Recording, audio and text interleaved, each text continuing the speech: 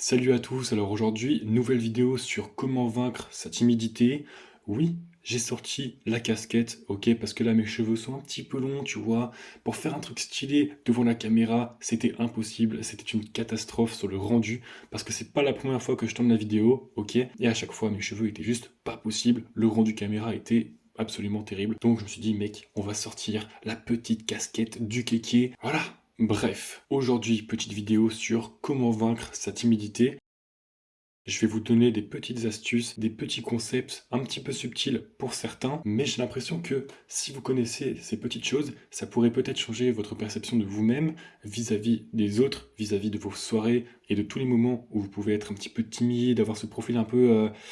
voilà, tu vois ce que je veux dire. Donc, on va en parler tout de suite. Moi, ces petits détails, ils font vraiment la différence dans mes interactions au quotidien avec les gens. Je pense que ces conseils peuvent être vraiment intéressants. Donc, regardez bien toute la vidéo. Pensez au passage à lâcher un petit like. Et on commence tout de suite sans plus attendre. Alors, qu'est-ce que c'est que ce dialogue interne? Alors, il faut savoir, pour ceux qui voudraient approfondir le sujet, il y a une personne qui s'appelle Stéphane Edouard. Et lui, qu'est-ce qu'il a fait? Eh bien, il a fait beaucoup d'études dans tout ce qui va être sociologie. Et là, sur YouTube, il y a un petit concept, c'est des études de cas. Donc, des personnes l'appellent avec un problème, que ce soit avec des filles, que ce soit socialement, etc., etc. Et Stéphane va lui donner des conseils pour s'améliorer. Je vais vous mettre un petit lien dans la description qui va vraiment approfondir ce que moi je vais expliquer rapidement dans la vidéo. Mais c'est un petit concept que j'ai trouvé hyper intéressant et je pense qu'en prendre conscience peut vraiment aider beaucoup de personnes. Donc, le dialogue interne, qu'est-ce que c'est? Le dialogue interne, c'est quelque chose qui est en vous, ok? C'est un petit peu toutes vos insécurités, c'est un petit peu toutes vos pensées, vos questions, quand quelqu'un vous parle, d'être là, genre, hey, est-ce que je réponds de la bonne manière? Est-ce que je veux dire les bonnes choses? Est-ce que je vais pas bégayer? C'est tout ce petit dialogue. Donc, le dialogue interne, c'est souvent pour les personnes qui sont très timides, très introverties, ok? Dans votre tête, il va y avoir toutes vos questions, là, comme ça.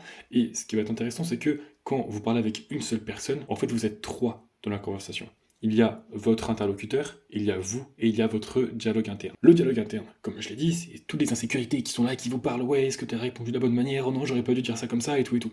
Vous essayez de tout anticiper, vous essayez de donner une image de vous comme quelqu'un de normal, comme quelqu'un, voilà, qui n'est pas bizarre face à l'autre personne. Problème, c'est que en ayant ce dialogue interne, en ayant cette volonté d'avoir l'air normal, vous êtes tout sauf normal. Parce que vous êtes en train d'anticiper ce qui va se passer, vous essayez de faire tout au mieux, alors qu'en réalité, le dialogue interne fait que vous réfléchissez, ce qui fait que vous vivez dans votre tête, ce qui fait que vous ne vivez pas dans l'instant présent. Et une personne qui parle avec vous, elle voudrait parler avec une personne présente. Parce que quand quelqu'un vous parle, c'est pour vous connaître, c'est pour faire connaissance, c'est pour savoir qui vous êtes. Ce n'est pas pour voir tout de suite la meilleure personne que vous êtes, la meilleure réponse. Il s'en fout en fait. Il veut savoir qui vous êtes, qu'est-ce que vous faites.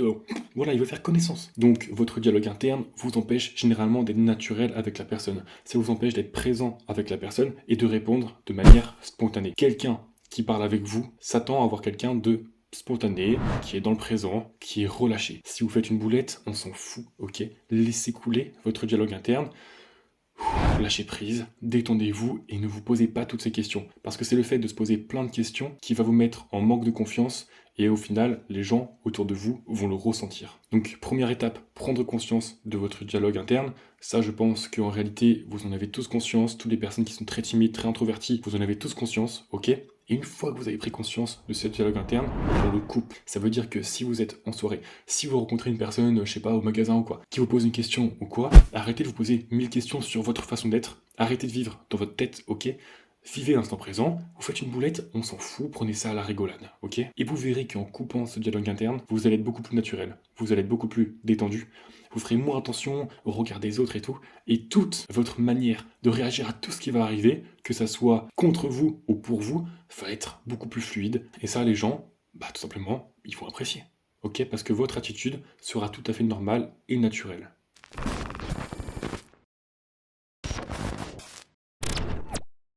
Les gens veulent te rencontrer.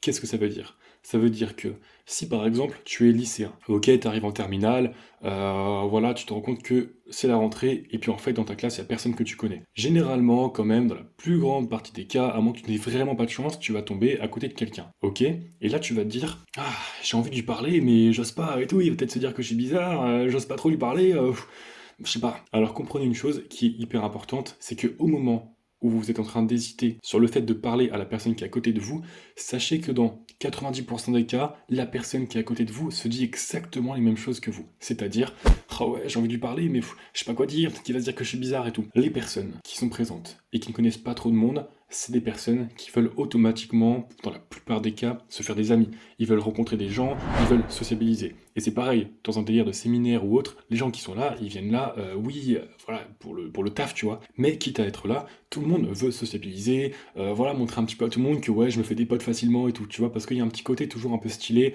un petit peu leader quand tu fais ça. Donc quand tu es à côté d'une personne que tu ne connais pas, voilà, au lycée et tout ça surtout, il y a de très fortes chances que la personne qui est à côté de toi a très envie de te parler aussi, mais n'ose pas.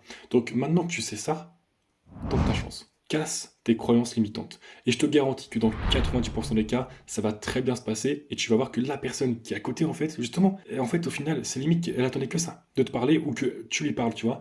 C'est quasiment que ça qu'elle veut parce que c'est comme ça que fonctionne l'humain. On a envie de se stabiliser, on voit une personne qu'on connaît pas, on se dit, bah tiens, vas-y, je connais personne dans la classe, boum, j'ai envie de me faire des potes, tu vois, j'ai envie de discuter avec les gens. La plupart des gens, c'est comme ça. L'humain est un peu comme ça, on aime bien sociabiliser, tu vois. Donc, dans la plupart des cas, si tu casses cette petite croyance limitante et que tu lui parles, dans la plupart des cas, mec, ça va très bien se passer, et au contraire, ça va être cool, et la personne va être contente que tu lui parles, et limite en 2-2, tu vas te faire des nouveaux potes, parce que tu auras fait le choix de passer à l'action et discuter avec la personne. Et le fait d'avoir fait ce choix, tu vois, tu te montres à toi-même que entrer en contact avec une personne, ce n'est pas si difficile, contrairement à ce que le cerveau peut imaginer. Donc la prochaine fois que tu tombes à côté d'une meuf, parle-lui.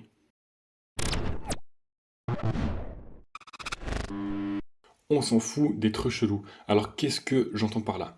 Simplement, souvent, l'humain, les mecs, les filles, quand on va en soirée et tout, ou quand on doit rencontrer du monde, on a un petit peu peur, parfois on a un peu des croyances limitantes sur nous-mêmes, ou on a un peu peur d'avoir l'air bizarre et tout, tu vois. La réalité, c'est qu'on s'en fout. Parce qu'il y a très peu de gens qui vont vraiment vous compter comme chelou. En réalité, le fait d'être chelou, c'est souvent une croyance sur vous que vous avez par rapport à votre image de vous-même. Ça veut dire que vous pensez être bizarre, vous pensez être chelou, et du coup vous pensez que les gens vont croire que vous êtes chelou. Mais plus tu crois que tu es chelou, automatiquement, plus tu vas être sur tes gardes, plus tu vas être sur la défensive, plus tu vas être justement introverti et timide, et du coup, plus tu vas éloigner les gens. Mais c'est pas forcément que les gens vont penser que t'es chelou, ils vont juste te dire, bah lui, il a pas l'air d'avoir envie de discuter. Du coup, bah, je sais pas aller lui parler, tu vois. Et c'est un petit peu le même fonctionnement, c'est-à-dire que quand tu penses que les gens pensent que tu es chelou, c'est parce que de base, tu penses que tu es chelou, donc tu crois que les gens pensent que tu es chelou. Mais c'est pas parce que tu crois que les gens ont cette image de toi que tu es vraiment chelou en fait. C'est vraiment dans ta tête que ça se passe. Il y a peut-être plein de personnes qui te voient pas du tout comme quelqu'un de chelou, mais juste comme quelqu'un de un peu introverti qui n'a pas envie de sociabiliser. Et ce qu'il faut comprendre à travers ça, c'est que il faut, genre quand tu vas en soirée, que tu rencontres des personnes et tout, il faut être en détente, il faut être en haute énergie, et surtout, il faut être dans la déconne et un petit peu dans le second degré, tu vois. C'est-à-dire que par exemple, l'autre jour, anecdote assez marrante, j'étais avec des potes à moi, il y avait aussi des filles qui étaient là, et j'ai commencé à parler avec un petit peu tout le monde, voilà, normal. Et à un moment donné, je parlais de l'Australie, et je sais plus ce que je disais, mais en gros, j'ai voulu dire, je crois, le mot Australie, et j'ai bégayé d'une manière très très sale. Genre, ça a vraiment fait un truc du genre... ouais, bah moi si je vais en Australie, voilà, j'ai bégayé d'une manière bien violente comme ça, et il y avait deux façons de réagir. La première, c'était de d'un coup me braquer, genre, oh mince, j'ai bégayé, et d'un coup ne plus être sûr de moi. Deuxième solution, en rigoler. Ok, autodérision totale. C'est-à-dire qu'au moment où j'ai fait ça, j'ai fait bah, qu'est-ce qui se passe comment ça je bégaye de cette manière? C'est pas permis, tu vois. Enfin, je sais plus ce que j'ai dit, mais j'ai pris ça totalement à la rigolade et je n'avais rien à faire parce que pour moi c'était marrant en fait. Le mec qui bégaye, qu'est-ce qui se passe? Résultat, les gens ont rigolé avec moi et non pas de moi. Et là, c'est la différence, tu vois. Les gens rigolent avec toi et pas de toi. Et donc, tu as le contrôle sur la situation et donc en fait, ta réaction est juste normale. En fait, t'es là, t'es tranquille, t'es en second degré. Et moi, j'avais confiance en moi, en fait. Sur le moment, je me suis dit, ouais, j'ai bégayé, ça peut arriver, je m'en fous, je préfère en rigoler qu'en pleurer, tu vois. Et résultat, les gens m'ont suivi dans le fait que je rigole plutôt que d'être braqué. Tu te braques, là oui, tu vas avoir l'air bizarre parce que ça montre que tu es insécure, d'accord? Donc tu t'es pas bien, tu vois, t'es un manque de confiance. Alors que justement, si tu en rigoles, que juste tu t'en fous complètement, ça montre que le gars est relax, il est tranquille, il se prend pas la tête, et on va toujours préférer une personne qui va pas se prendre la tête et qui est tranquille et qui est dans la déconne qu'une personne qui justement se braque à tout instant. Donc réfléchissez bien là-dessus et dites-vous bien que toutes les fois où vous allez faire des petites boulettes et tout, soit il vaut mieux en rire, soit il vaut mieux lâcher prise, on s'en fout. Et vous allez voir que bah, tout se passera beaucoup mieux autour de vous. Comme on dit, on n'a pas le contrôle sur ce qui arrive, mais on a le contrôle sur la manière dont on va réagir à ce qui arrive.